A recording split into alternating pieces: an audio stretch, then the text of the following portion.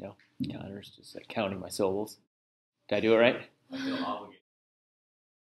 Yeah, we are humble tubes, parsing nutrients and waste from mouth to anus. Robotic, but there you have it. All right. Yeah, I mean,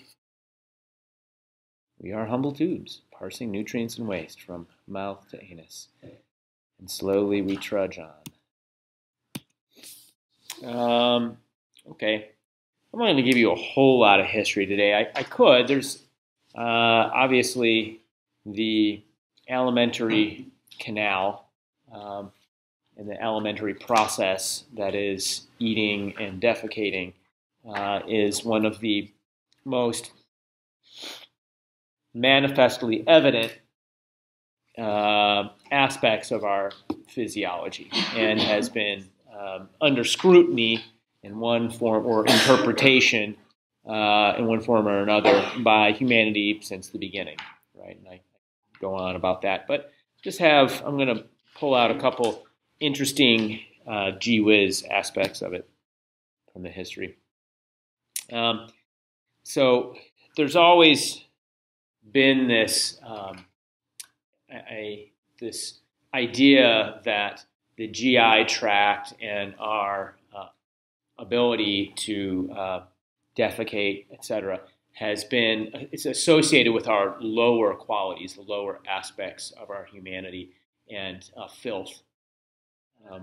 And you can see this. I mean, it goes back to the ancients, right? I mean, there are aspects of ancient Ayurvedic medicine in India that have this sort of view of the alimentary canal. But it persists into the Enlightenment. And so 5 years after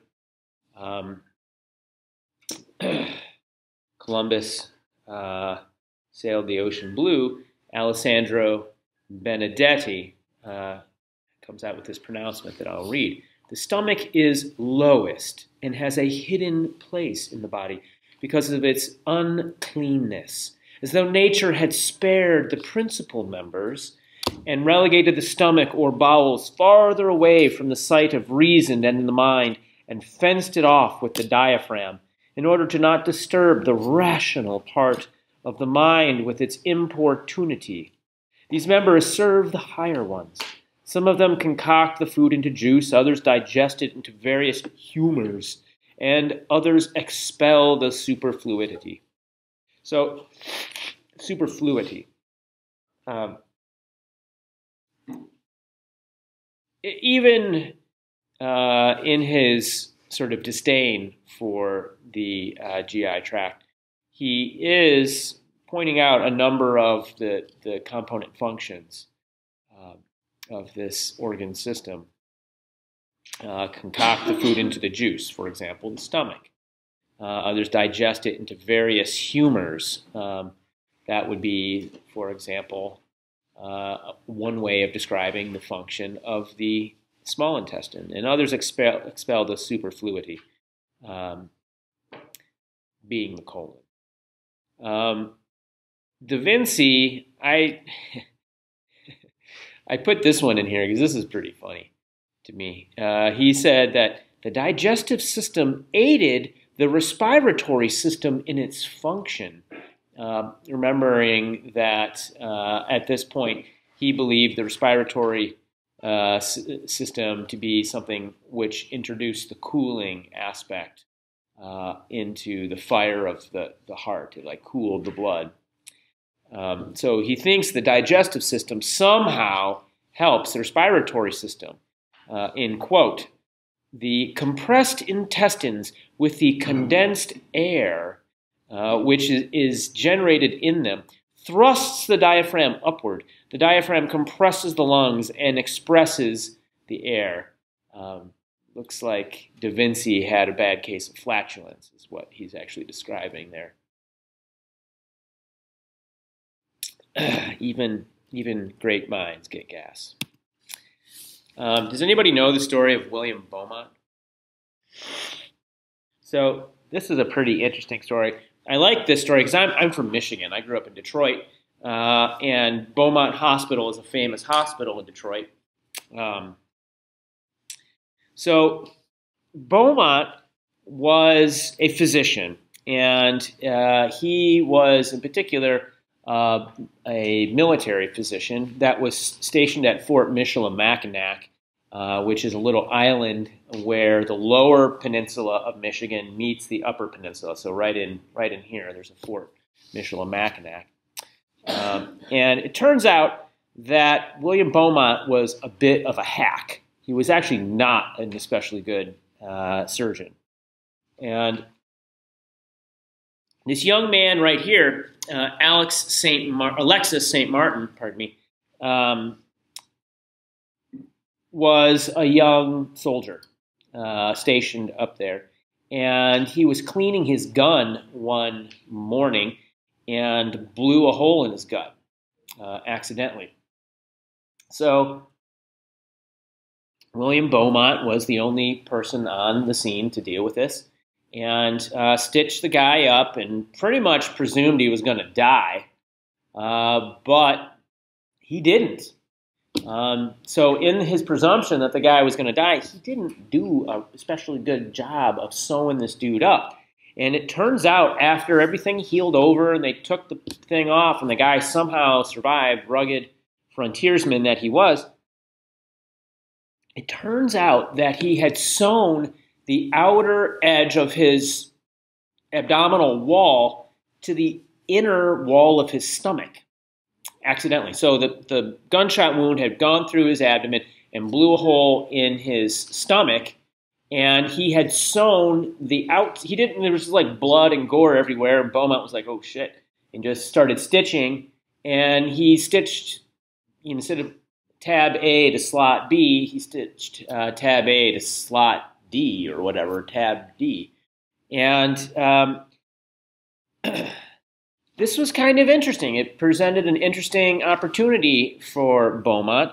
He proceeded to watch this guy eat food. He would eat some food, and then after the guy had like swallowed his food or whatever, he'd kind of like take a peek in this little window. He had literally a window into his stomach, and proceeded then to say, wow, this is a great experimental setup. So he started taking all kinds of foods and tying strings to them and popping them in the window in this guy's gut and letting them digest for 10 minutes, pull them out, what does that look like? And then 15 minutes, 20 minutes, just to see what happens. And he observed an enormous amount of things. So he generated copious books of these tables of like the digestion time that it takes to digest a chunk of cheese, or how long it takes to digest a chestnut,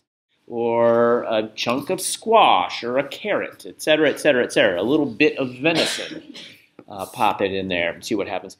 And this guy, so Beaumont became quite famous for this and started trying to drag this guy around and show him off. Took him to the National Academy of Sciences and put him on the podium and popped a little bit of hardtack in his gut on a string, and then yanked it out and showed the crowd the gooey mess that he created. And also in the descriptions of what he did, he talks about how the surface of the stomach would raise into sort of a goose pimple. Would get goose pimpled, and then it would begin to exude. He would describe the gastric juice and would even go so far as to characterize its acidity and et cetera, et cetera. This guy, Alexis St. Martin, finally was like, this sucks. My life is hell.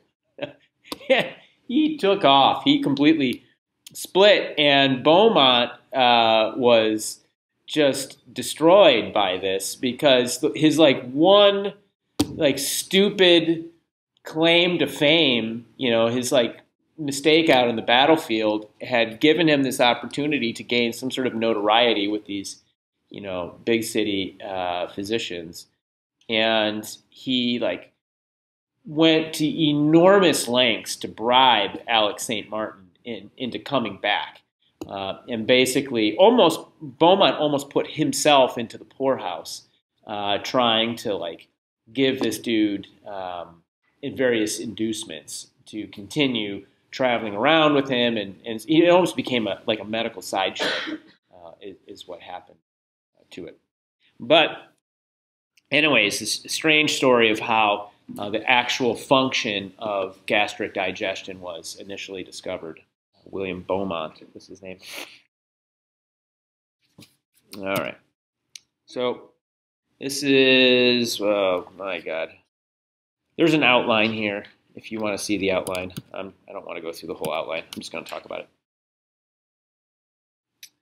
All right. So just an overview of the functions in the GI tract.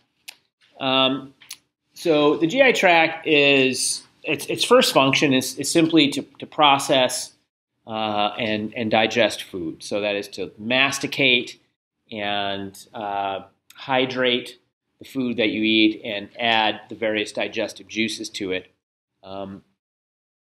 And then along with that is the absorption and conservation of fluids, water. We need an enormous amount of fluid in the day. It's the job of the GI tract to absorb and conserve that, along with various other nutrients and ions that make up the dietary requirements that we have. And then the liver, in particular, is responsible for storing energy reserves. Okay, in a number of forms, but in the form, hopefully, of glycogen, although the liver can store fat as well, although that's the road to perdition. Glycogen being animal starch, so the polymer of glucose. Okay, we're going to take sort of a functional tour down through the GI tract.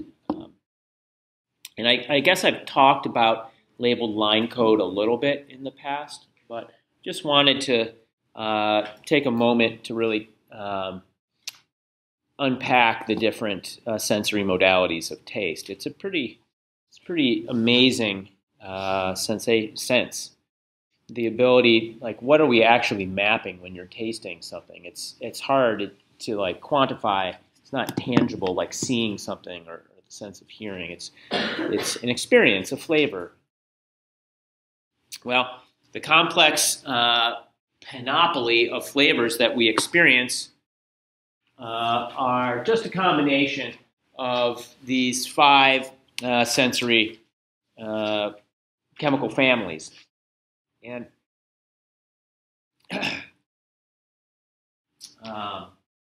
there is sweet. So, for example, glucose would be something that is sweet. Umami or savory is triggered by glutamate. So this is the amino acid glutamate. Here's the alpha carbon, the side chain, the amine group. That's glutamic acid, or that's potassium glutamate, but sodium common counter. And then just salt. So sodium receptors right here give us the sense of something being salty. Or sour, here's a citric acid. So this chemical modality here with all these different carboxylic acids are going to trigger something that's sour. And then conversely is bitter. So this would be low pH, high pH alkaloids like caffeine. There's a whole host of different alkaloids. And I guess just to remind you the way labeled line code works, all the taste buds, all these papilla that are embedded in the taste buds have receptors for each of these that then come up to the gustatory cortex adjacent to the, so you'll notice, what is this here? This is the post, the post-central gyrus, or pre-central gyrus, pardon me. and that gustatory cortex is part of the somatosensory map that the body has right there.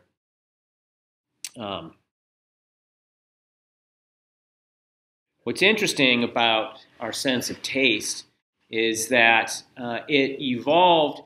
We actually have two separately evolved circuits for sensation of taste and salivation. So, so this part of the tongue is called the sulcus. I guess I didn't talk about that in lab today. But there's the pre-sulcal tongue and the post-sulcal tongue. The pre-sulcal tongue, this sensory innervation comes, is transmitted via the facial nerve, cranial nerve number 7, and the taste from the post-sulcal tongue comes from the glossopharyngeal nerve, cranial nerve number 9. Those two different cranial nerves both travel to the both travel to the gustatory cortex in the brain, and then send out their efferents, their special visceral efferent fibers, so SVE fibers, to the various salivary glands. So the glossopharyngeal nerve is what innervates the parotid gland, and the facial nerve is what innervates the submandibular and sublingual glands. So you can see that there's a complete circuit for each of these communicated by the facial nerve in the front and the glossopharyngeal nerve in the back of the mouth. Each of these two groups of salivary glands, the parotid glands in the back and the submandibular and sublingual glands, produce slightly different types of saliva. So the parotid gland produces a very watery saliva, and the sublingual gland produces a very mucousy saliva. So that's a saliva that has more mucins in it. Mucins are a type of complex polysaccharide that make make mucus as like viscous and slippery as it is. And then the submandibular gland, living sort of in a little bit further back here in between the two, is a mix of the two. It has a little bit of the serous, watery stuff and a little bit of the mucousy, thicker stuff in it. So you can, the brain can adjust the consistency of the saliva dependent upon the needs of whatever you're eating. All right, so these cells in these salivary glands, but be they serous or mucus cells, are going to produce talin, P-T-Y-A-L-I-N, talin. It's also called salivary amylase. Amylase is, so amylose is vegetable starch. Amylose is vegetable starch, so amylase is going to be the protein that breaks vegetable starch down.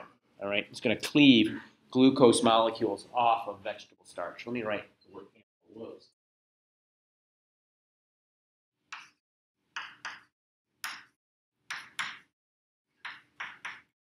Amylose.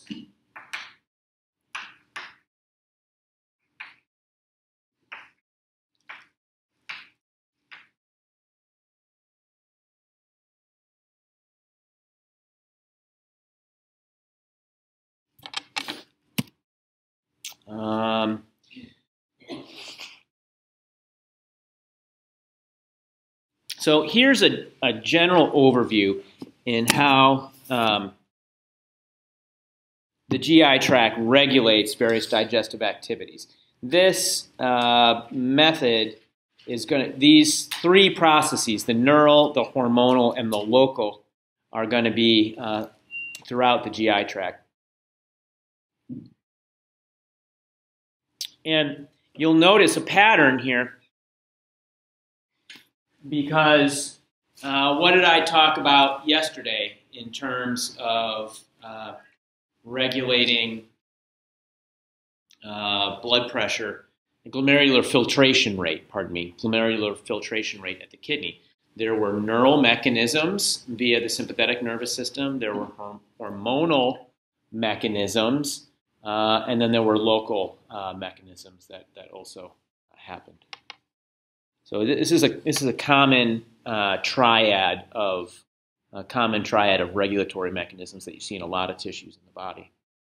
So first, to sort of identify some layers. We've talked about this in lab, but there's the mucosa that has the epithelium and the lamina propria, and this thin layer of muscularis mucosa that lays over it. Then there's the submucosa that has these mucosal glands embedded in it. Then there's this muscularis externa that has, depending on the layer, either the stomach has 3, the intestines have 2, either the circular and the longitudinal layers. And then there's serosa on the outside. So those are the 4 layers. Let's go through each of the 3 mechanisms. First is, we'll talk about, we'll actually put these in reverse order. Let's talk about C, the local factors first.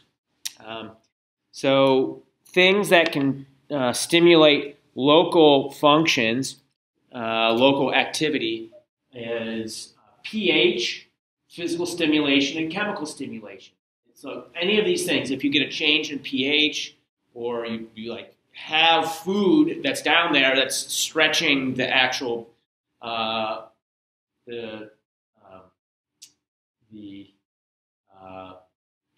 my enteric plexus that's in the wall of the mucosa, or any kind of chemical stimulation, that's going to encourage these enteroendocrine cells, these meaning cells of the enteric system, the GI system that are endocrine, to release hormones, and then it's also going to stimulate secretory cells to release buffers and acids and enzymes, et cetera, et cetera.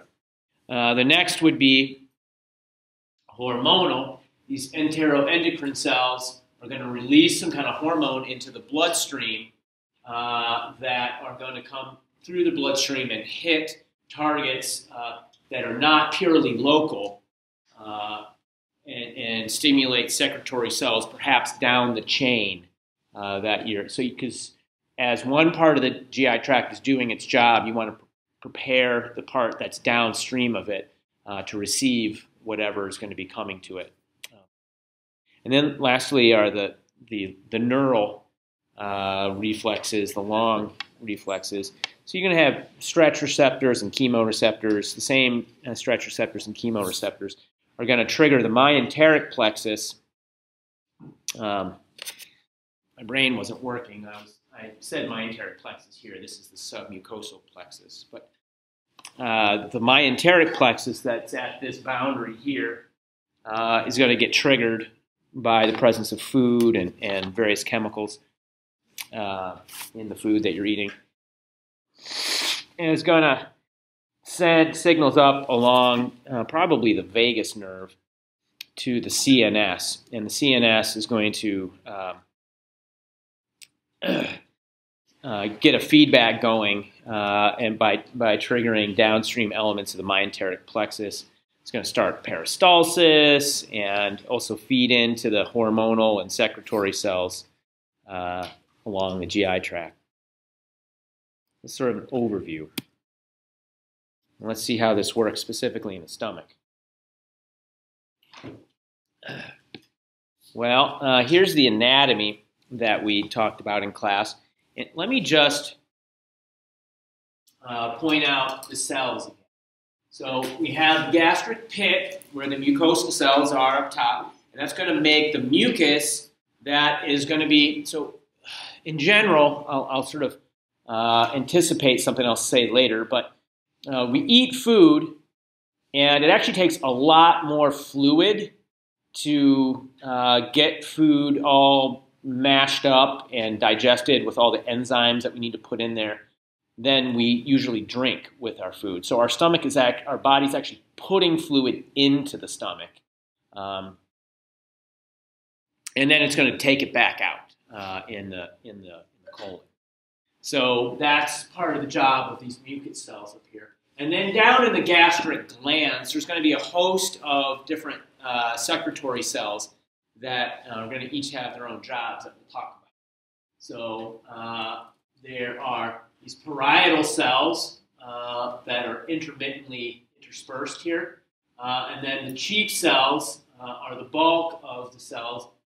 And then at the bottom of these gastric glands, there are these G cells, or gastric cells. And we'll see what each of these do. All right. Here's a picture of a gastric pit. So these gastric pits are releasing mucus from the mucus cells that line the entry to them. But they're also going to be releasing hydrochloric acid. Stomach juice is really acidic. It has an extremely high concentration of HCl, and the pH is less than 1. So 0.8 is the typical pH of your stomach acid. That's very acidic. How does this work? How does your stomach make this incredibly potent acid? We don't like swallow some hydrochloric acid, please don't, with your meal. Our body makes it. Why isn't it eating its way through our stomach? We'll get to that. Here's how it works. It's actually a pretty interesting story. So it's the parietal cells that do this. Okay, the parietal cells are what are making the hydrochloric acid, and what they're doing is essentially swapping anions from a weak acid to a strong acid. So we take carbon dioxide. We talked, was it 2 days ago, about the cycling of carbon dioxide through the body. We take carbon dioxide, and then a protein called carbonic anhydrase is going to create carbonic acid with it. That carbonic acid, which is right here, it's a weak acid. Carbonic acid is not a strong acid. It's the acid that you find in like Coca-Cola or tea, something like that. That's going to be kind of strength of carbonic acid, not especially. This carbonic acid dissociates into bicarbonate, and hydrogen ion. And then we have this clever little protein here that's going to switch counter anions. So we have the hydrogen ion that's been dissociated. We're going to just take this bicarbonate and we're going to yank it out of there. We're going to yank it out of there and exchange it for a chloride ion. No problem. It's an antiporter charge neutrality, net zero charge migration. All right? So we're not creating a potential across the membrane at all. There's no electrical potential that's being created here because it's a charge neutral antiporter. This is what we call the alkaline tide. So carbonate, this is this chloride, its counter anion was sodium, right? Because this is just sodium chloride, the salt that's in your blood. So the sodium, its counter anion now becomes carbonate, sodium carbonate. That is essentially baking soda, all right? That is very alkaline. It alkalizes, it raises the pH of your blood. The chloride now becomes the counter anion to the hydrogen, and those get exported together, again maintaining charge neutrality with active transport. We use some ATP and pump the hydrogen ion and the chloride out. That's hydrochloric acid, folks. That's how we make it. And one of the interesting things about this whole process, this alkaline tide, is anyone like a runner done like cross country or any kind of aerobic sport where they've like, in high school, hopefully you don't do this now, you like run so hard, you barf, You ever seen that at least? I've seen it. I was a long distance runner. Like these people run and they become hypercapnic, right? Meaning they're not moving enough oxygen. They're in like extreme aerobic range, right? And they're going into acidosis, right? They're in acidosis. Lactic acid is getting produced, bicarbonate or carbonic acid's going up because of their, the metabolic needs that they have, and their blood's getting acidic. So when your blood pH drops below 7.35, there is an automatic response. That's one way of doing it. It's like running, right, or something like that. There's a lot of ways you can go into acidosis. The first thing that happens when you go into real acidosis below 7.35, you barf, you throw up. And the idea behind this is you remove hydrochloric acid from the body. You're removing acid from the body, and these parietal cells are going to just make more. And in so doing, they're buffering the blood. This alkaline tide is buffering out the blood and raising the pH of the blood that's gone acidic because of your metabolic needs from all the running that you're doing. So that's the physiology behind why that happens. All right. So that's the parietal cells. They make this HCl, and the HCl not only does it like break down the food that we eat, but it serves another function as well. It's like the first domino that gets these other cells rolling. The chief cells. Now that's the next cell in there. We talked about parietal cells. We have chief and the G cells. I also mentioned mucosal cells. So these chief cells, they make this zymogen or proenzyme. Remember I said when you see ogen, that's an inactive protein. So it's pepsinogen.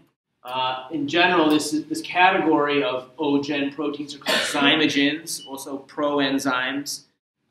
Inactive enzymes, they have different names, but zymogen is the sort of most scientific name, I guess. Pepsinogen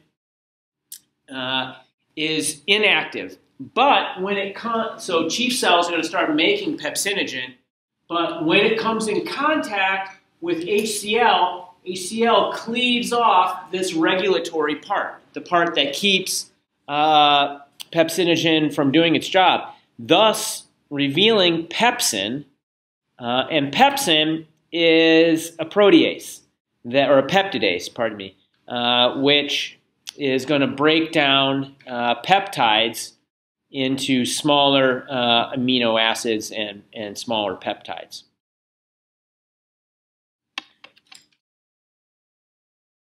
Questions? No? Does digest removed peptide? It probably does. Yeah, it probably does. I don't actually know the answer to that, but I would guess so. Okay, so there are 3 phases of gastric secretion. The first is called the cephalic phase. And does anyone like to cook out there? Yeah. So, you go to the store and you're like, I really want, what do I want for dinner tonight? Well, at home right now, I have some beautiful butterfly pork chops. And I have them soaking in a beautiful marinade that I made up of. It's like a tempura broth marinade that I have the butterfly pork chop sitting in. There's like scallions and there's some like citrus cut up in there soaking with it. It's been soaking for a day or so. And then I'm gonna get a bunch of vegetables out, just fresh ones. I like this would be like a stir fry or something.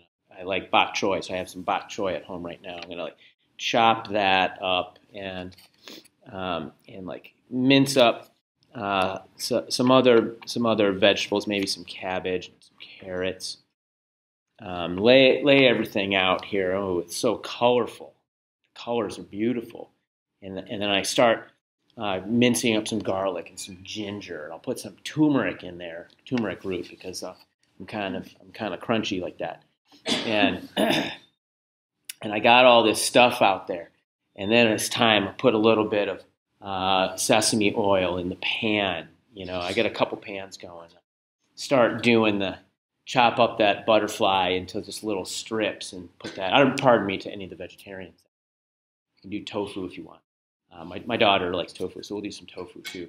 And we got that going. Oh, it's aromatic. The ginger and the garlic is going, and then we'll get another pan, and then I'll like throw in all those vegetables, and it's like really steaming up, and the room smells delicious already because I have some rice cooking on the countertop, and it's gonna be delicious. Finally, I just like plate everything out, lay it all out, sprinkle some black sesame over the top of it. You know, it's happening. It's about to happen. I'm really excited. It's dinner time. I had like long day. All I've been eating is like emergency all day. Oh, it's ready. Time for dinner. I haven't put a thing in my mouth yet, right? I haven't put a thing, but my mouth is watering. My stomach's like, hey, dude, let's hurry this up. Like, just get to the point of like putting the food in your mouth. That's the cephalic phase of digestion. All of that's the cephalic phase of digestion. So the sight, the smell, the thought, the whole experience of food without the food actually being in you. And that's coming down via the vagus nerve. Our old friend, the wandering nerve, the vagus nerve, is innervating the stomach as well. A branch goes to the stomach and starts like turning on those mucus cells, starts turning on the chief cells, starts turning on the parietal cells. And the parietal cell make the HCl. It's going to like, so the mucus cells make the mucus. And the parietal cells, the HCl dissolves in that mucus and cleaves off the regulatory part of pepsinogen. All these guys start going. And then it's like hitting the muscular wall here, and that stomach is like kind of starting to flip-flop a little bit. And it turns these last guys on called the G cells. And I haven't gotten to them yet, have I? The G cells produce a hormone called gastrin that is going to get dumped into the bloodstream. So here's this person smelling this lovely, looks like red lentil stew she's made there. All right, it's time. Here we go. Kind of looks like Hermione Granger or something having a little salad. And we put the food in, right? We're starting to eat. And so the stomach fills up, and we start hitting those local factors now, the stretch receptors and the chemoreceptors. And that starts turning on the submucosal and the myenteric plexuses. So the stomach's going to start doing this and like churning the food up and dumping more mucus in and more HCl and like all of it's happening. Gastrin, it's going to really ramp up the HCl and the pepsin because the food is there now. And so let's make it happen. So gastrin is happening big time. And it really starts the stomach doing the wave, like mixing it all up. Oh, yeah. Dinner time. Woo! Y'all had breakfast, right? Yeah? Okay. And then the third phase is the intestinal. So you have just like, gorged, full. Couldn't eat another bite. Ooh, wait. There's some leftover flan from Mexican night the other night. We had Mexican food. There's like flan in the fridge. Maybe. Well, anyways, this intestinal phase, the pyloric sphincter is going to open up and let that food out into the duodenum. And once that happens, the pH of this area is going to trigger these enteroendocrine cells to make these different proteins. So cholecystokinin, gastric inhibitory protein, and secretin.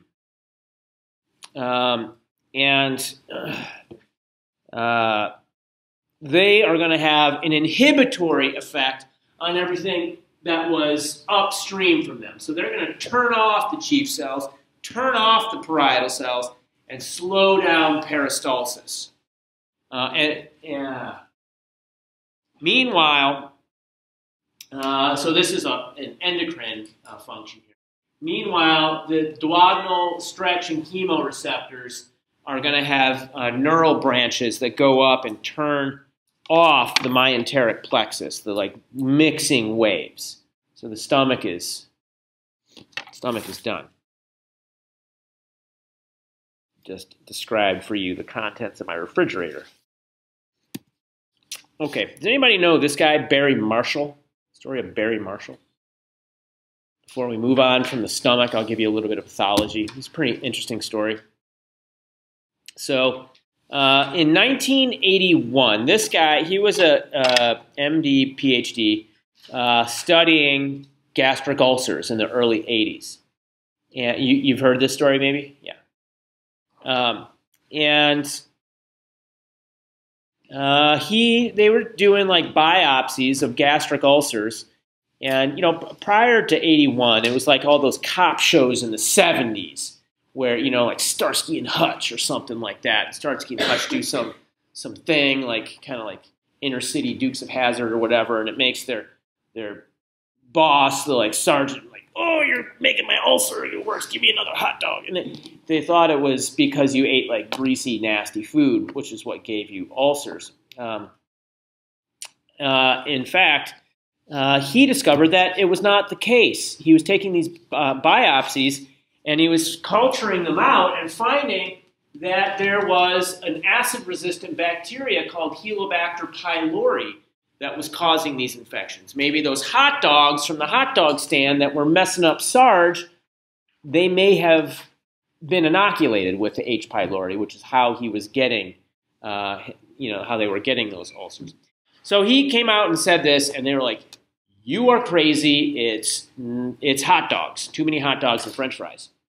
So he said, all right, whatever, I've got a whole lab full of agar plates full of H. pylori. Let's just make up a batch in some medium and drink it. He drank it. He made a whole batch of this stuff, and the dude just drank it down and gave himself a humdinger case of peptic ulcers. And confirmed. And then he took some antibiotics, and it all went away. So he solved the problem of peptic ulcers by taking matters into his own stomach, as it were. And then received the Nobel Prize in 2005 for that. This discovery by him was when he was a young man. He was in graduate school. This is the kind of antics that a graduate student might do. Not actually very advisable. Could have messed himself up. Because peptic ulcers are also correlated with stomach cancer as well. But eminently treatable nowadays. Okay, on to the small intestine. The first part being the mixing bowl or duodenum.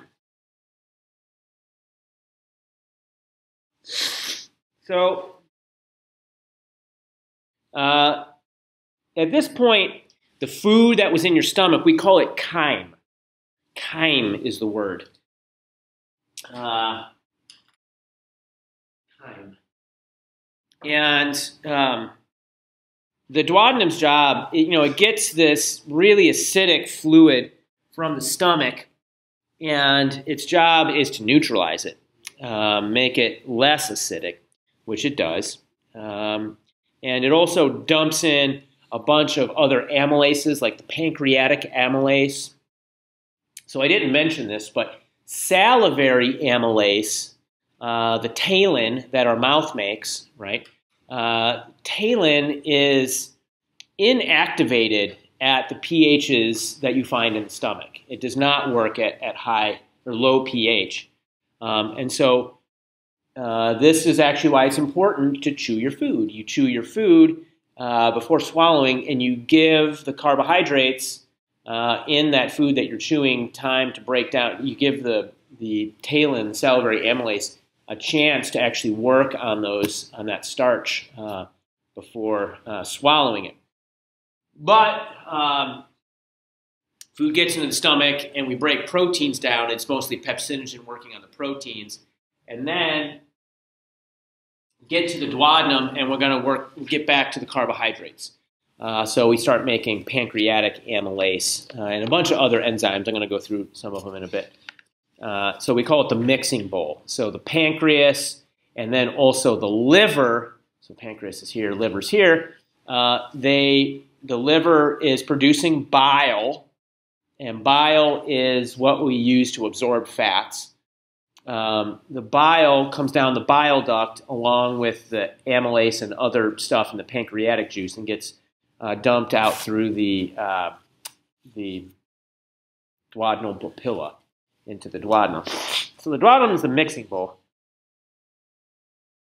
And then we have the jejunum, which is where most of that chemical digestion happens and the absorption of nutrients,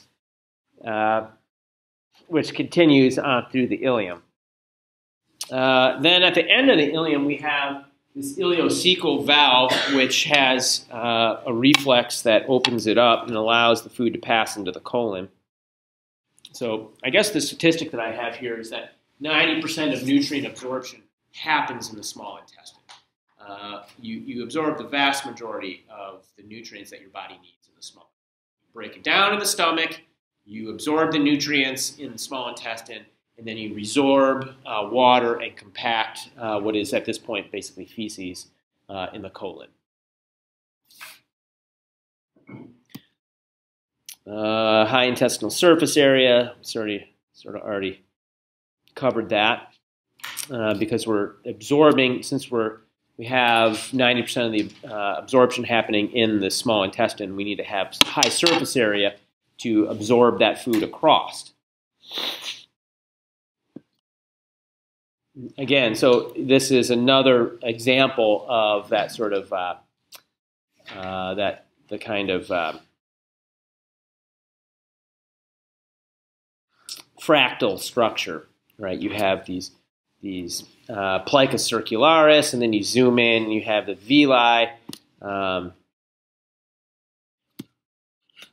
right. Why don't I talk about the pancreas, and then we can take. Do you want to take a couple minutes now, or do you want me to dive in on the pancreas? No, everybody's cool. Yeah, communicate. Pancreas. So we hit the anatomy of it already. The pancreas is a pretty sophisticated organ in some ways. It has two types of cells. There are the endocrine cells in the pancreas that produce insulin and glucagon. And I'm not going to get a chance to talk about insulin. Really, talking about insulin signaling and how insulin actually functions requires its own whole lecture, which you'll have to take my class when I teach 275 sometime to get. But the exocrine part of the pancreas are the acinar cells, the pancreatic acini. Pancreatic acini.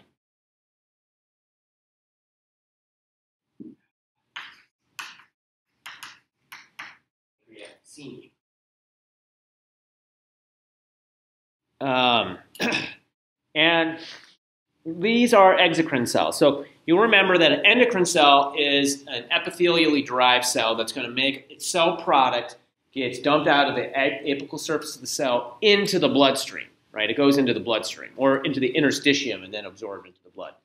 Whereas exocrine cells dump their cellular products into ducts. So these pancreatic acini here are dumping their stuff into a duct. The endocrine cells live in these pancreatic islets that have blood vessels going through them. So the pancreatic duct comes and brings all this stuff to the duodenum. What's in pancreatic juice? So your body makes about 1 liter of it a day. That would be, this thing's about 1 liter. And it has the alpha amylase. So pancreatic alpha amylase is, I don't know how much carbohydrate chemistry most of you have had, but so alpha just refers to the linkage that that you'll see between the sugar molecules. Alpha amylase will hydrolyze an alpha-1,4 linkage. Pancreatic lipase. So lipases are proteins that are going to break triglycerides down into fatty acids and glycerol. And then ribonucleases and deoxyribonucleases. These are proteins that break DNA and RNA down into the nucleotides. And then protease and peptidase zymogens. All right, so different enzymes that are going to break down larger and smaller proteins. Okay? So all 4 of the biological molecule categories are going to have enzymes that break them down present in pancreatic juice. Let's look at carbohydrates for a second. So starch, amylose, is these long chains of glucose. Here's glucose. It's an alpha glucose. That hydroxyl group is axial, so that's an alpha. I don't know if you've ever been exposed to that, but it's an alpha-1,4. So 1, 2, 3, 4. 1, 2, 3, 4. This is the 4 place on the sugar here. It's an alpha-1,4 linkage. So having a disaccharide that's glucose alpha-1,4 to another glucose, we call this maltose. All right?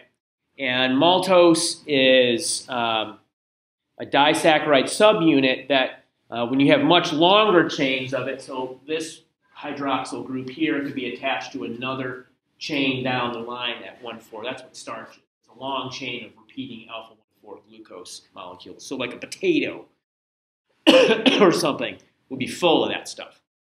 Maltose, the disaccharide, I'm sure you're all familiar with that. So for example, malted barley that they make beer out of, it's barley that's been roasted, fermented and roasted. So the starch in the barley turns into maltose and gives beer the sugar that the yeast need to ferment or whatever. It also gives beer that particular flavor.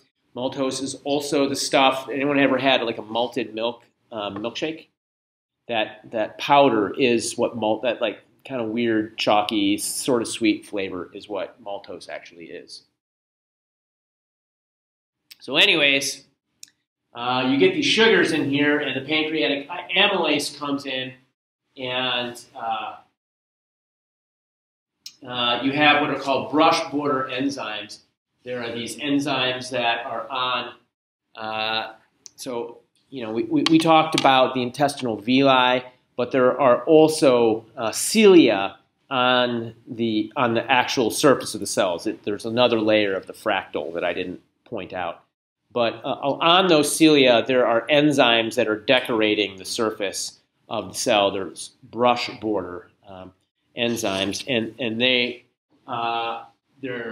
we have this like contact digestion that happens with the maltase, the dextrinase, the glucoamylase, all these proteins that are going to break down different carbohydrates. And the maltase, for example, is going to cleave off chunks of maltose into the gut, which then are going to get broken down further by dextrinase, for example, and absorbed. All right.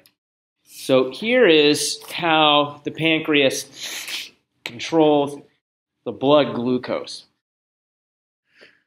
Like many of these homeostatic processes, there's 2 branches to them, right? So if you have the variable and whether the variable goes up or goes down, you're going to have 2 different circuits that regulate it and keep it in the middle of the reference range. just like that with the blood glucose. You want your blood glucose to be between like 70 and 100 and like 20 or somewhere like there. Let's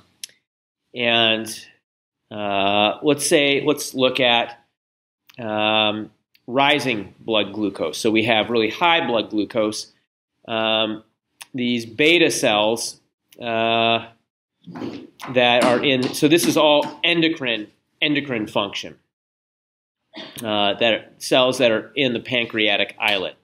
There are two types of cells there: the alpha cells and the beta cells.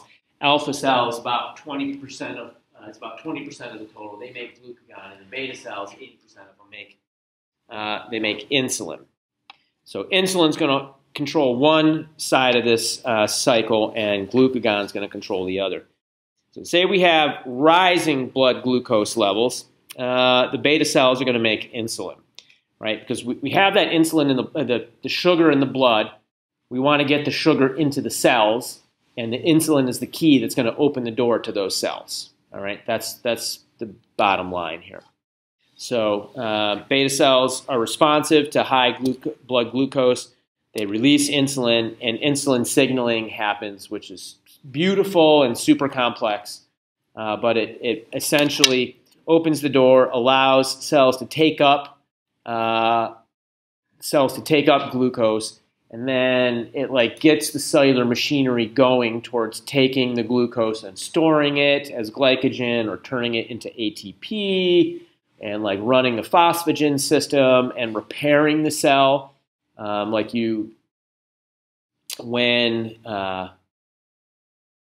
When times are good, that is when you have blood sugar is high, then that's the time to like repair things. So for example, we are in a good economy right now, and that would be if our government took any cue from biology, we would be passing infrastructure bills and fixing up our roads and investing in schools and building stuff, right?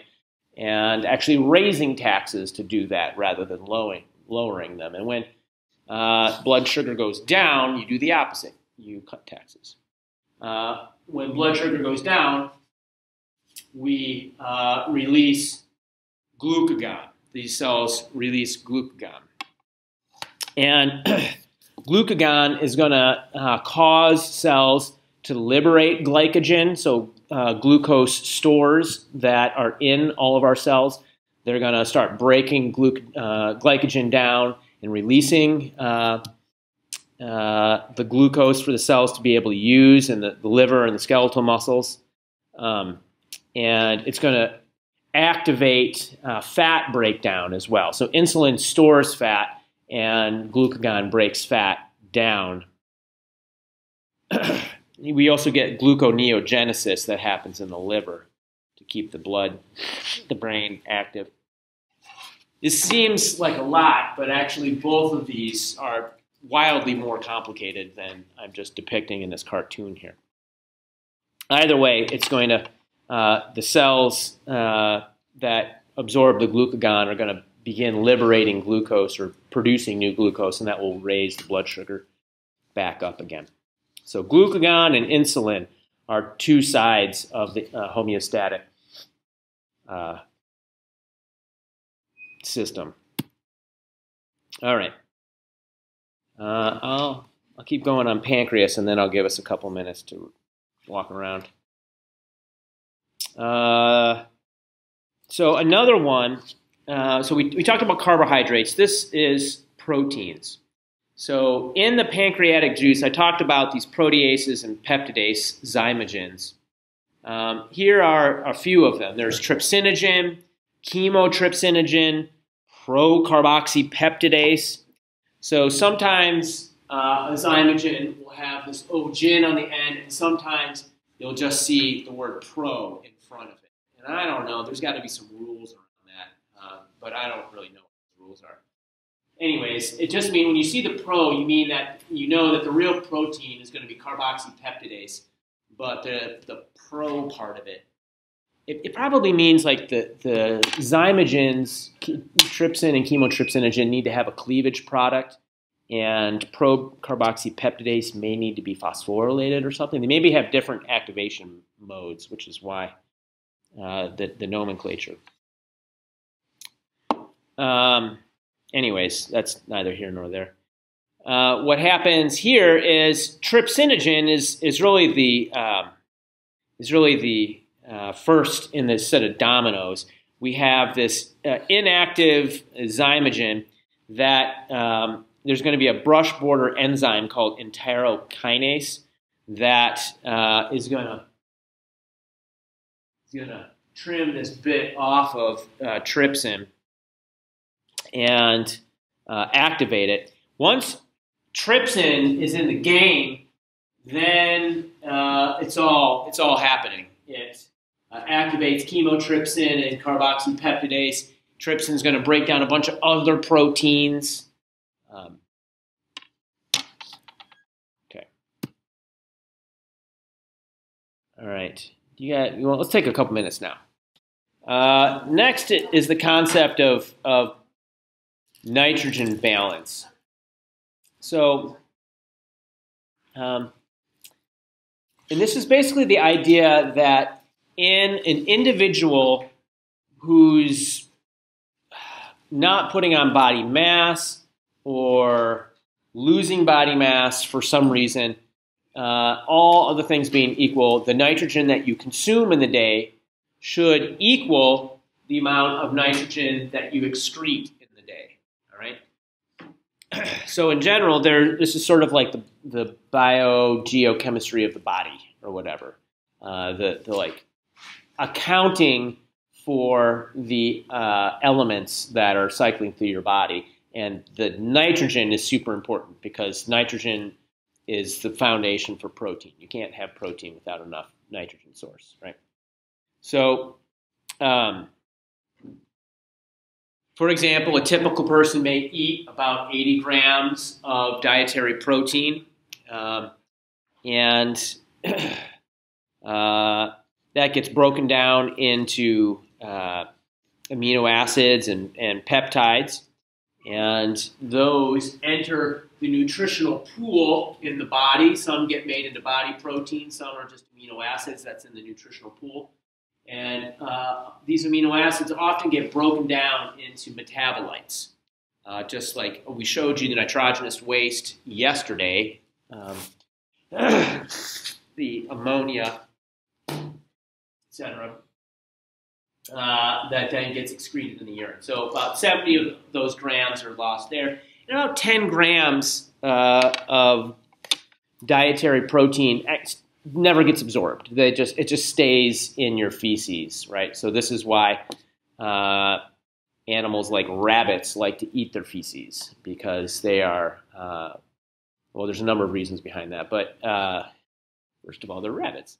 But they're trying to retain as much protein as they can by doing that. All right, so nitrogen balance. Nitrogen in equals nitrogen out. Except in these cases. So you can be in positive nitrogen balance, and this is where your absorption exceeds your excretion, right? So your the protein that you eat in the day is less than the amount of nitrogen that's coming out in your urine or your feces. So for example, this arrow right here would be larger than it is essentially what's happening. And that happens for people who are actively adding mass as a bodybuilder, for example. All right, so not someone who's like stuck there at that size, but if you are, like if I, for example, wanted to suddenly get big, that would be a positive nitrogen balance, right? Because I would be putting muscle mass on.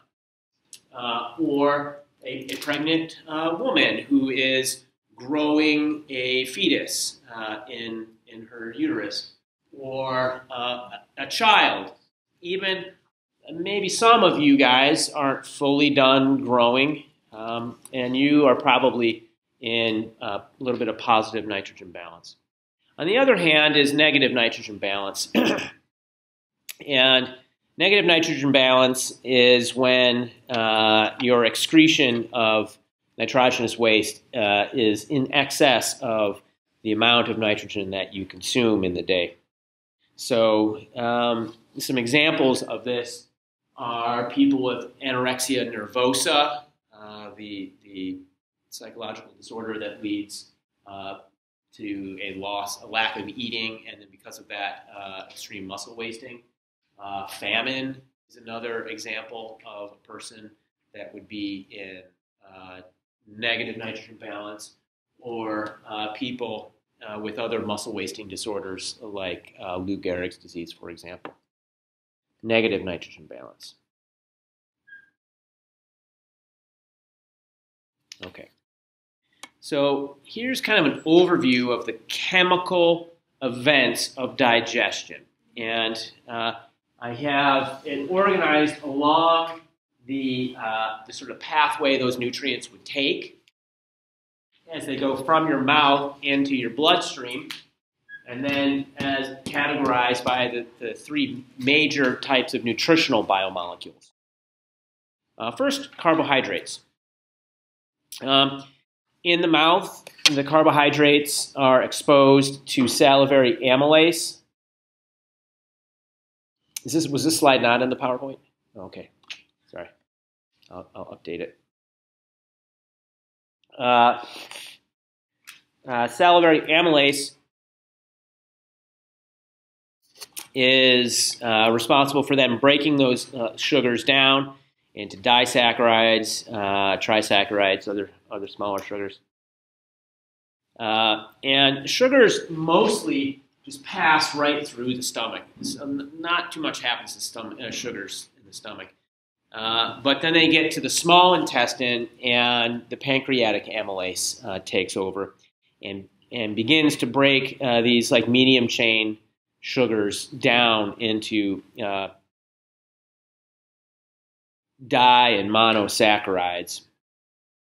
And then these smaller sugars get absorbed by the enterocytes. So these are the cells that are along the intestinal mucosa. Those are the epithelial cells that line the intestinal mucosa along the villi and all that. It's just the enterocytes are what we call them, but it's just epithelium, the epithelium on the inside here. They get absorbed as monosaccharides, and then facilitated diffusion. We burn a little bit of ATP to pull them into the bloodstream. Pretty straightforward. Okay. Let's skip lipids for a moment and go to proteins. Proteins pass through the mouth relatively unchanged. They get to the stomach, and that's where pepsinogen is activated to pepsin, and pepsin starts breaking proteins down into short peptides. We get into the small intestine, and we went through trypsin, chemotrypsin, carboxypeptidase, another one called elastase, that helps break down elastic fibers that may be in like muscle tissue, like meat that you might have eaten. And this is going to give us the very small peptides and amino acids that are going to go along a very similar path with carbohydrates. We're going to burn a little bit of ATP to bring them into the enterocytes and then into the bloodstream. The one that's different is lipids. So lipids are exposed to lingual lipase, which is an enzyme that's going to cleave the fatty acids off of the triglycerides in the mouth. And it, again, passes through the stomach relatively unchanged until it gets to the small intestine, where the bile salts and the pancreatic lipase are going to begin to work on it. So pancreatic lipase is going to continue that job of cleaving fatty acids off of a triglyceride. I'm sorry I'm not putting pictures of triglycerides up. I'm assuming you guys have understanding of that. And then with these free fatty acids and monoglycerides, we're going to form what's called a micelle. It's just basically a little bubble, fat bubble, solubilized fat bubble with the bile salts. The bile salts help us to make solubilized. Bile salts are basically detergents, is what they are. and they're derived from cholesterol, derivatives of cholesterol, that get taken up by the enterocytes as monosaccharides or monoglycerides and fatty acids. They are reassembled into triglycerides in the enterocytes and then packed into what are called chylomicrons, which are basically just larger lipoproteins, big bubbles of fat and protein that are not going to dissolve especially well in the blood. And so they get taken up by the lacteals in the lymphatic system.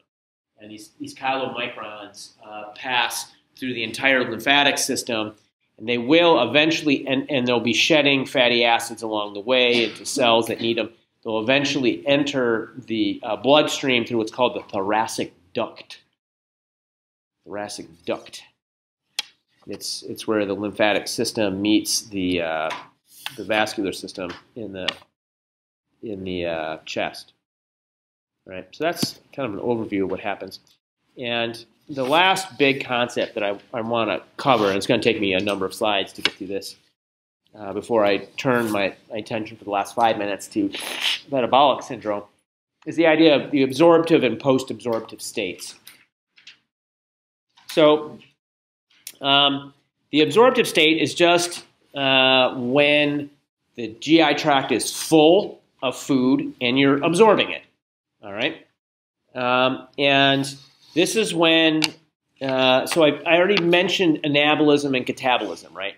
I need to put a slide that has those definitions up there, but I said anabolism, anabolic means building something up, catabolic means breaking something big down. Okay. So during the absorptive state, anabolic processes predominate. Again, this is like my government analogy, right? When the economy's good, make hay when the sun shines. Just build things up, work on infrastructure, etc. So during the absorptive state, anabolic processes predominate. You're putting money in the bank in terms of storing glycogen as glucose as glycogen, etc., etc. So we use glucose to drive the absorptive state. And here is they're the same for all three, but I'm just showing each of the different nutrient categories and the circulating levels. So here we are at, it's 8 a.m., you just had your breakfast, you're at peak during the absorptive state, and you go down. And right around now, it's noon, the stroke of noon is 20 seconds away. We are more or less entering a post-absorptive state. This is where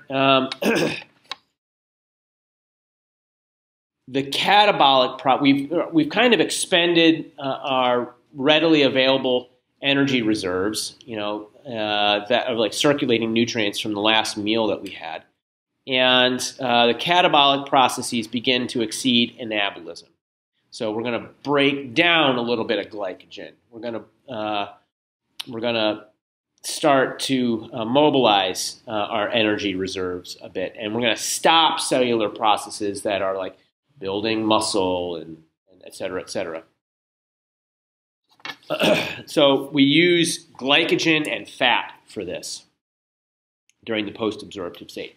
We're taking glucose that's been stored as glycogen out, and we're breaking fats down because the blood sugar that had been generated from the meal that we had at 8 a.m. is gone. So then we have another meal here at like 12:45 after you're done listening to me. And then we go through another absorptive state until right around the dinner hour. We start getting hungry. We make some dinner, a little bit of post-absorptive, and then go into absorptive state until about bedtime. And when your head hits the pillow at 10 p.m., you're sawing logs, hopefully, right? Everybody goes to bed, is asleep by 10. Yeah. And then all night you're in this post-absorptive state, using glycogen that has been stored in the liver throughout the day.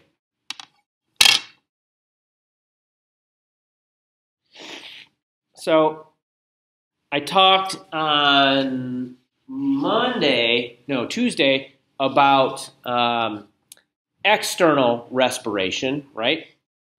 Which was broken up into ventilation and then transport to the peripheral cells. And then I said there was internal respiration. Well, I'm going to talk a little bit about internal respiration now, what that actually means. So we have all these organic molecules that are in our blood from the delicious breakfast of eggs and fruit and yogurt or whatever you had for breakfast. And they're in your blood. They get absorbed into the cells, into the nutrient pool that's in your cells, and maybe insulin is driving that because our blood sugar is up. We absorbed all that sugar. The beta cells produce insulin, and the cells, in response of the rest of your body, will take up all that sugar. And those nutrients enter the nutrient pool in your cell. And one of two things can happen. Either we can go through anabolic processes that build stuff up from these small nutrients so we can make proteins, or we can take nutrient pool and go through catabolism and break these nutrients down to generate ATP. All right, we can make some ATP. And then we can use this ATP to drive further anabolic processes. All right? So going from top to bottom, it's sort of like large to smaller molecules, and then energy, the energetic side, giving us some ATP out the bottom. We use ATP for everything, right? I mean, that's like the actual currency of energy in the cell. About 40% of the chemical energy that's stored in the foods we eat, about 40% of it is recovered as chemical energy in ATP, and about 60% of the chemical energy in the food we eat is lost as heat by our cells. And you would say, dang, that is not super efficient. Actually, that's incredibly efficient. That's extremely efficient. So compared to like machines that we build in terms of being able to capture chemical energy and how efficient that process is. So yes, our cells are remarkably efficient at utilizing chemical energy. Okay, so here is, we're just going to zoom in on the bottom half of that thing in the energy side of it. I don't know, how many of you guys have had like glycolysis and the TCA cycle before? Any of you? Okay, good. Oh, you have? Yeah. Well, I'm not going to get too gnarly. We're not going in too deep, but I'm going to show you like a very sky-high view of it. No scary chemical pictures. You can take a biochem class to get scared. Biochemistry is fun. So those are the three categories of biomolecules, right? The fats, the carbohydrates, and the proteins. And the storage component for the fats are triglycerides. The storage component for the sugars is glycogen. And the way we store amino acids is as proteins, larger proteins. And then the nutrient pool are the fatty acids, glucose, and amino acids. All three of them can get broken down in one way or the other, right, to form these small carbon chains. Pyruvate. We already saw that a little bit when I was talking about 2,3-bisphosphoglycerate on Tuesday. When I remember the metabolite that affects that affects the functioning of hemoglobin. That's a byproduct of the breakdown of glucose to pyruvate. Pyruvate is the small carbon chain that we're talking about. Well, pyruvate gets converted to something called acetyl-CoA and gets sucked up into the mitochondria and goes through this TCA cycle, which is a source of what's called coenzymes that enter the electron transport chain. These mitochondria are amazing. Does anybody in here not know the origin of mitochondria? Does everybody know that story? Who does not? Does anyone want me to tell that story? Anyways, I will. Mitochondria are actually symbionts with eukaryotic cells that were taken up as they were originally bacteria that was related to rickettsia, rickettsii, the causative agent of Lyme's disease. They were taken up by cells and happily lived in eukaryotic cells. And so they have all this machinery that's in there that takes acetyl-CoA and makes ATP out of it. So if you think about it, it's kind of interesting that they're related to rickettsia rickettsii, because one of the ways Lyme's disease persists is it evades the host immune system by kind of cloaking itself in the cell. So you can see how mitochondria might have invaded the cell at some point and then been able to evade the host immune system, but was able to persist because it served a useful purpose. Mitochondria, maybe you guys know this all already, but mitochondria has their own DNA too, right? So you have the DNA, your 23 chromosomes that you got from your mom and your dad, but your mitochondria has its own set of DNA that's not kept in the nucleus. It's in the mitochondria. Your mitochondria all come from your mother. So the oocyte, the egg that came out of your mom's ovary, had all of the mitochondria in it that were the template for who you are now. Your father's sperm did not have any mitochondria in it. And so whatever basal metabolism you have, or at least mitochondrial efficiency, you can thank your mother for. Your dad didn't have anything to do with that. Although there have been recent reports looking at the occurrence of paternal mitochondrial DNA in some instances. I haven't actually, that was like a headline that I saw in some journal. Might be an interesting story there that I can't tell you. All right, so here is an overview of different catabolic and anabolic processes. It's like the same stuff. I'm showing you kind of the same diagram over and over, just with a few more details added each time. So we got the lipids, carbohydrates, and proteins across the top, and the nutrient pool in the middle, the fatty acids, glycerol, and amino acids. And then we have the energetic side, which is pyruvate gets broken down to acetyl-CoA and enters the mitochondria. So let's focus on what's called central metabolism. That's the carbohydrates. All right, we're not going to worry about beta oxidation and proteins amination too much. Let's just focus on central metabolism. There are these terms that I want you to understand. Everything in red, all the red arrows are catabolic processes, meaning we're breaking stuff down. All the blue arrows are building stuff up. And going from glucose, let's start in the middle there at glucose, and let's go up first. Let's make glycogen out of glucose. We call that process glycogenesis. Glycogenesis is making glycogen out of glucose. So glycogenesis is making glycogen out of glucose. And then the opposite, breaking glycogen down to glucose, is what we call glycogenolysis. So when you see the word lysis, that often implies breaking something down or cutting. To lyse something means to cut. So like Lysol, it cuts up bacteria. I don't know, whatever. Don't worry about that. Glycogenolysis is breaking glycogen down into glucose. Okay, now let's go downwards from glucose. Going to the small carbon molecules from glucose, we call that glycolysis.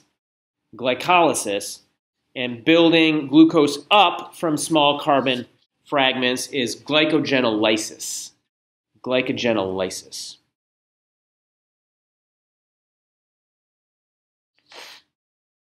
you're going to notice something here. It's kind of interesting. So we make glucose from pyruvate, not from acetyl-CoA. We don't really have a good way to go from acetyl-CoA back up to pyruvate. We don't have a good way to do that. So we need pyruvate to do gluconeogenesis, to make glucose. Well, so what? Who cares? Well, the point is that say you want to make some glucose out of scratch. You don't have any glucose because you're starving for some reason, or you're whatever. You don't have sugar in your diet. You can make some from protein. So you can break amino acids down and make pyruvate, but that's not super efficient, number one. And it's different depending upon the amino acid you're using to make that. But it's also a little bit problematic because you're breaking a protein down. It's like, it's cold in here. I'm going to build a fire. And instead of like carrying in my firewood, which is my glucose to build a fire, the fire is the ATP, I'm gonna like tear the walls off. I'm gonna like take a board out of the wall and cut that up and burn that. It's like not really the best way to make glucose, right? Because you're using proteins that have functions. Proteins do things, right? They build structures in the cell, or they're enzymes or whatever. You can make glucose out of proteins if you have to. If you have to. It's really hard to make them out of fats. You can't make them out of fatty acids. Fatty acids go straight to acetyl-CoA. There is no way to get from a fatty acid to pyruvate in our cells. All right? You can go from glycerol over here into this pathway. But glycerol is a super inefficient way to do that. You only get 3 carbons out of a big triglyceride. All right, so it's an incredibly inefficient way to make glucose. It's an important concept to understand nutrient dynamics and what each of the different nutrients are doing for you as you eat it. Okay, so let's look at the absorptive state. When we're in the absorptive state, it's mostly anabolic processes, right? This is to make hay when the sun shines. We just had a big old meal. And so we are going to be making fats, like taking this acetyl-CoA. So it's absorptive. I guess let's start with glucose. We got a lot of glucose coming in. We can see it right up there. It's being absorbed through the insulin transporter. Glucose is coming in. Glucose is going to drive all this. We're going to store some glucose as glycogen, and some of the glucose is going to come down and make pyruvate. Pyruvate's going to help us make proteins, and we're going to shunt some stuff off of this glycolytic pathway to store energy as fats. We're also going to send some of the pyruvate and acetyl-CoA into the mitochondria and make ATP. Right? So all of the storage and buildup functions of the cell get driven by glucose during the absorptive state. All right, post-absorptive state, taking a nap at night. It's 10 o'clock, lights out, time to go to sleep. So everything just switches. Everything switches. Glucose is not coming in the cell anymore. We're post-absorptive. There's no glucose that hasn't been claimed in your blood already. In fact, glucose has dropped in the blood, and we need to put some glucose out in the blood so our brains can still function and we can have sweet dreams. How does this happen? Well, we're going to mobilize. Mostly it's coming from fats, but also a little bit of glycogen. Glycogen and fats are getting broken down, and glycogen feeds right into glucose as driven by glucagon. And that glucose can get exported into the blood. Lipids get broken down and make fatty acids and glycerol. which are actually driving the energetic needs of the cells by, this is where our ATP is coming from. And a little bit of pyruvate that's here from proteins, whatever pyruvate is here, can go back and form glucose through gluconeogenesis. So that's the post-absorptive state. So glucocorticoids can stimulate this. So like cortisol can stimulate this. And that's like a bigger can of worms. We're not going to get into that too deeply. So sometimes if you're not eating much carbohydrates, your liver cells can produce a whole bunch of acetyl-CoA. Your liver cells can make a lot of acetyl-CoA because it's burning the fat that it has. We're in what's called ketosis, right? There's no carbohydrates. We're stuck in this like post-absorptive state. Fats are breaking down. We're making a bunch of acetyl-CoA. This can be shunted This can be shunted here into ketone bodies. Ketone bodies, and there's a bunch of different ones. You see them on the right there. Ketone bodies can be used by the brain instead of glucose. It's the only other fuel that the brain can use instead of glucose. And it's sort of, if you think about your metabolism, people are like, oh yeah, the metabolism is so integrated, this single beautiful thing that just like got created all at once, wave a magic wand. It's not how it worked, right? So our metabolism that we have is like layers upon layers of history. If you go down and like go down to the seashore and you're climbing on the rocks and there's these like sedimentary rocks and it all kind of looks the same, but actually each of those layers is thousands of years that added up on top of it.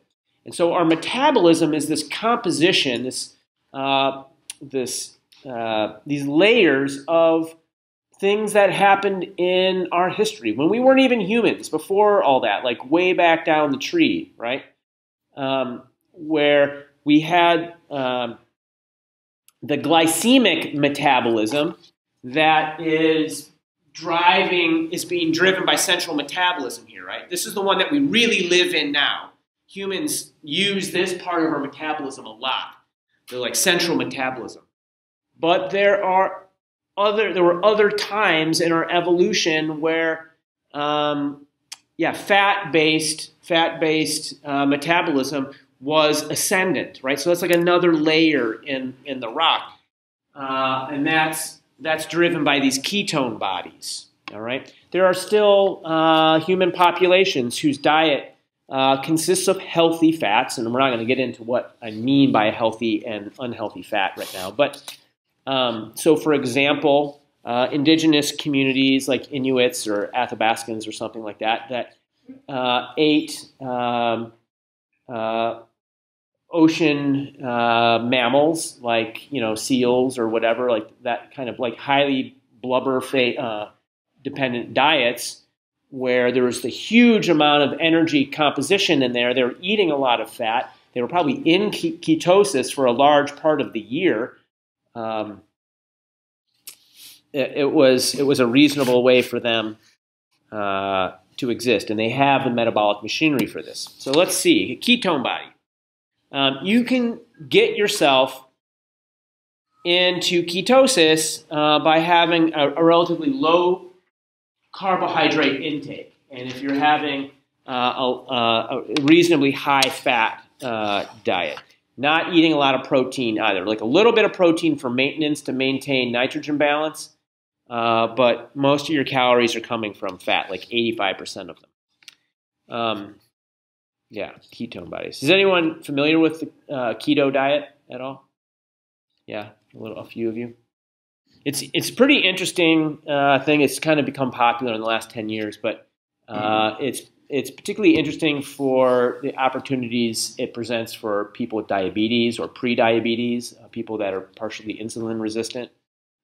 They've shown that you can kind of dial that back a little bit. But there's a difference between being in ketosis and in ketoacidosis, which is an extreme form of that, which is essentially starvation. Okay, I'm not going to take the time to dive into that too much more. Hormonal appetite control. So your sense of hunger is controlled by these two hormones, ghrelin and leptin. So ghrelin, before eating, ghrelin is another hormone that's produced by the GI tract.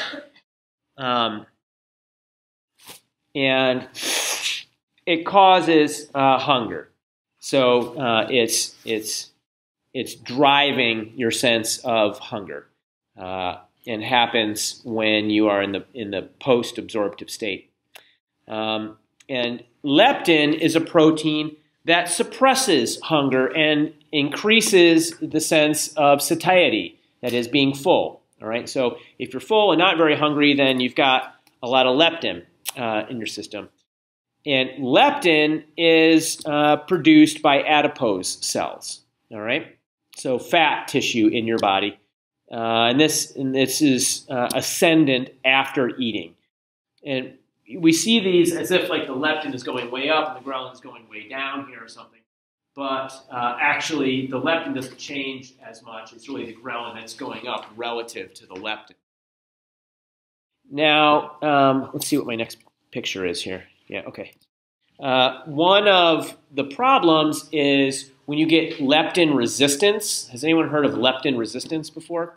In the obesity epidemic that's here in the United States, and it is truly that, you are so flooded with leptin all the time that the nucleus accumbens, which is the part of the brain that's responsive to leptin and like gives you your sense of hunger, becomes resistant to it. It's like it's so much leptin all the time because there's so much fat in the body that that you become resistant to it, and it's not able to induce the same sense of fullness that a person who doesn't have that much leptin would have.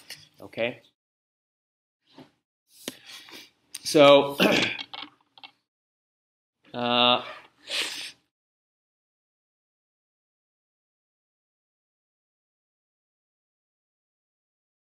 This is the same sort of thing, but just in a more schematic version of it.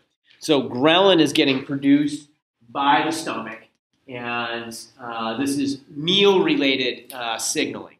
Ghrelin is telling the brain, hey, you're hungry, get some food.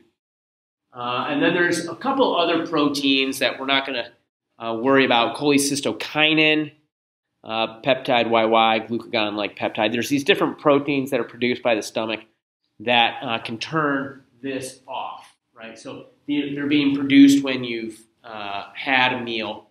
Those hormones that are in the stomach can tell the brain, okay, you're not that hungry. On the other hand, there are some long-term signals. Leptin and insulin are both those that are going to turn off your sense of hunger. All right, in the brain. And I just talked about leptin resistance. We've talked about insulin resistance a little bit in the past. If your blood sugar is super high all the time and you're obese, then your sense of satiety, your ability to generate that sensation goes down, which is a problem, right? And then all of that efferent output is appetite, right? It's leading us to be hungry or not. But there's a lot of other outputs as well. It leads to changes in energy expenditure and like the hormones and energy partitioning, reproduction, growth of the cells in your body. Energy partitioning, what is that? Glad you asked. You know this? No. Is this in there? It's not. I'm sure this is not then. Energy partitioning. This is just the way your body uses energy from the three different categories of food. So this is getting a little bit into sort of a nutritional, understanding nutrition and the way nutrition works. So protein, calories that derive from protein are primarily just integrated into muscles. We're taking the calories that we eat as amino acids and we're building stuff with them, right? They're blocks, they're bricks. It's like the 2x4s. A little bit of them are used to drive actual activity. Like if you're like a high performance athlete, you're going to burn a little bit of energy from proteins, and you can store fat as protein as fat. You can convert it to fat if you're eating a lot of protein and nothing else. Carbohydrates are principally used to drive actual muscular activity, and if you eat too many carbs, they can be stored as fat. And then fats are sort of just the opposite of carbs. You can use fats to drive muscular exertion, particularly if you've depleted glycogen reserves in your muscle cells. It takes about 45 minutes of aerobic exercise to get to the point of this. And then the rest of the fat is just stored. It's stored in adipocytes and in the liver in the body. Okay, so 2 more slides, about 4 minutes, and we'll talk about the hormonal control and leptin resistance leading into metabolic disorder. Okay, so I said leptin suppresses appetite and ghrelin increases your appetite, but if you have this going on, you can develop leptin resistance, right? I've said this a couple times. So you eat more calories than you burn, you're going to gain body fat. As body fat goes up, leptin resistance, leptin production in the adipose tissues goes up. And if you have too much fat, it's going to like throw off your leptin signaling pathway. And what's the irony of this is it leads you to this point where your brain actually thinks you're starving. Your brain thinks you're starving, although you are the opposite of starving. And you get this increased appetite. And it becomes a vicious cycle. So you're just going to get more and more obese. And as you get more and more obese, you get hungrier and hungrier. You eat more, so forth and so on. It's a problem and leads us to this point, metabolic syndrome. And this is where I've been trying to head with all this stuff throughout the last couple of weeks. So I've talked about atherosclerosis. I talked a little bit about hypertension. I talked a little bit about insulin resistance and diabetes. I didn't talk about these too much. The dyslipidemia, central obesity, I'm talking about now. All of these symptoms are part of a suite called metabolic syndrome. So here's some fun statistics that are well out of date now, and I know they're worse than this. This is a worsening problem. 34% of the population 20 years of age and over meet the criteria for metabolic syndrome. Those are CDC stats. 1 out of every 3 Americans, meet the criteria for metabolic syndrome. The estimated dollar amount is $10,000 per person annually, a drag on our economy. So $10,000 of the GDP is dedicated to dealing with this problem per every person in this room and in America. That's $1 trillion per year in the United States alone. $1 trillion. That's 7% of the U.S. GDP. That, what is that? That's like 1 of every $12 that's spent in the United States is dealing with metabolic syndrome. And this is not like, antibiotics isn't going to cure this. These are like lifestyle choices. But a lot of times, the problem with that language is that it puts the burden on the individual, right, by calling it a lifestyle choice. But really, it's not a choice. A lot of people don't have choices, and that's the problem, a lack of healthy choices, a lack of understanding, a lack of opportunity. So it's a deep systemic problem. There's an interesting story. I'm not really at time now. I kind of want to tell the story. There's 1.5 billion people worldwide. It's not just America. There's another number. Some part of America, an American export that we've given. Okay, I'll tell this last story, and then I'll let you out. 30 seconds. I promise I'm going to keep it short. Richard Nixon. This is a story about Richard Nixon. I'm telling this story now so that you can, because everybody's like, oh, Trump, but there's been some interesting presidents that have happened. Richard Nixon, when he was running for office, he wanted, so prior to him, sugar prices went up and down. They fluctuated wildly. And actually, the price of grain is one of the things that sank the Roman Empire. So Richard Nixon said, enough of this bullshit. I'm going to start farm subsidies. So he started farm subsidies and started paying money to farmers to grow their crops. And one of the things it did is it made the price of sugar and food in general a non-political issue. Prior to that, it was a political issue. Prior to Richard Nixon, the fluctuations were something people debated and got pissed off about. He started farm subsidies, stabilized the price of sugar and corn, and made that a non-issue. Second thing that happened was the Japanese, at the same time, some scientists in Japan discovered a way of extracting high fructose corn syrup from corn. All right, the Japanese discovered a way of getting cheap fructose out of corn. Third thing that happened is there was a beginning of an obesity problem, and not just obesity, it was actually heart disease in the United States. And they believed that heart disease was connected to fat. And so fat got demonized, and Richard Nixon told his Surgeon General at the time, I forget the guy's name, but let's make this not a problem. Let's make this go away. And so they started this big anti-fat, low-fat campaign, right? And all of these food producers, processed food producers, they took that to heart and started producing all this low-fat food. And but if you take a food and you take all the fat out of it, the food tastes like freaking cardboard.